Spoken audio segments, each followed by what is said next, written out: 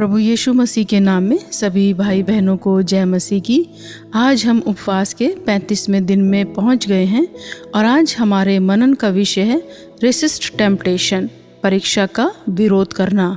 और आज का वचन है 2 तीमुथियुस 2:21, जहाँ इस प्रकार से लिखा है, यदि कोई अपने आप को इनसे शुद्ध करेगा तो वे आदर का बर्तन और पवित्र ठहरेगा और स्वामी के काम आएगा और हर भले काम के लिए तैयार रहेगा। हाँ मेरे प्रियो, जो कोई अपने आप को अधर्म से बचाता है वह आदर का पात्र बनेगा। अगर हम पवित्र बाइबल में ऐसे लोगों को देखें जिन्होंने अपने आप को अधर्म से बचाए रखा, उन्होंने परीक्षा का विरोध किया, उनके जीवन में प्रभु ने अपनी इच्छा को पूरा किया। लेकिन हम ऐसे लोग भी देखते हैं जिनसे गलती हुई, जिन्होंने पाप किया, लेकिन जब उन्होंने अपने उस पाप से क्षमा मांगी तो प्रभु ने उन्हें अपनी योजना को पूरा करने के लिए इस्तेमाल तो किया, लेकिन वैसा नहीं जैसा पहला प्रभु चाहते थे। जी हाँ, यिर्मयाह 18 में हम पढ़ते हैं कि यिर्मयाह एक कुम्हार के घर पर जाता है और देखता है कि कुम्हार बर्तन बनाते बनाते कुम्हार से वह बर्तन बिगड़ जाता है। तब कुम्हार अपनी समझ से उस बर्तन को एक दूसरा रूप दे देता है और दूसरा बर्तन बना देता है। यशायाह भी कहता है, हे प्रभु, हम तेरे हाथ में मिट्टी के समान हैं, जैसा तू चाहता है वैसे हम में बना। पवित्र बाइबल में 2 चरित्र हम देखते हैं।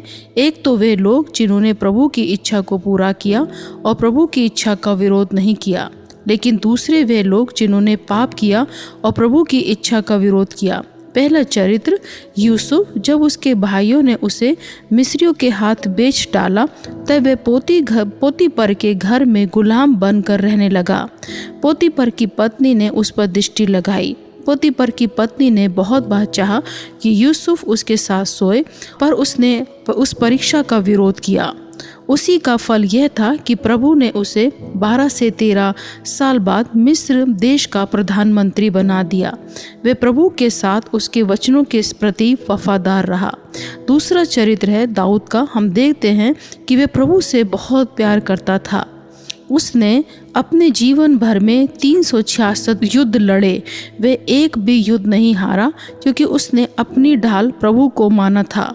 लेकिन उसके जीवन में पाप आया और अपने ही सेनापति हित्ती उरिय्याह की पत्नी को देखा और उसके मन में पाप आया और उसने चाहा कि वे मेरी पत्नी हो जाए, और उसने हित्ती उरिय्याह को जानबूझकर मरवा दिया।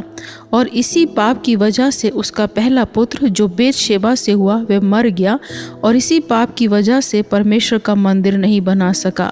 तो इन दोनों चरित्र से हम यही समझते हैं, जब हमारे जीवन में पाप आता है और हम उस पाप को कर लेते हैं तब प्रभु की इच्छा वो पूरी नहीं हो पाती जो प्रभु ने हमारे जीवन के लिए सोची थी। पाप करने के बाद जब उसने पश्चाताप किया और पश्चाताप के साथ प्रभु के पास जाता है, तब प्रभु हमें क्षमा तो कर देता है, लेकिन प्रभु की वह इच्छा जो पहले हमारे जीवन के लिए थी वह पूरी नहीं हो पाती। लेकिन प्रभु हमें फिर से इस्तेमाल करता है। यही दाऊद के साथ हुआ। नीति वचन में लिखा है कि यदि धर्मी जन 7 बार गिरे तो भी उठ खड़ा होगा, लेकिन यदि दुष्ट गिरा तो वह गिरा ही रहेगा।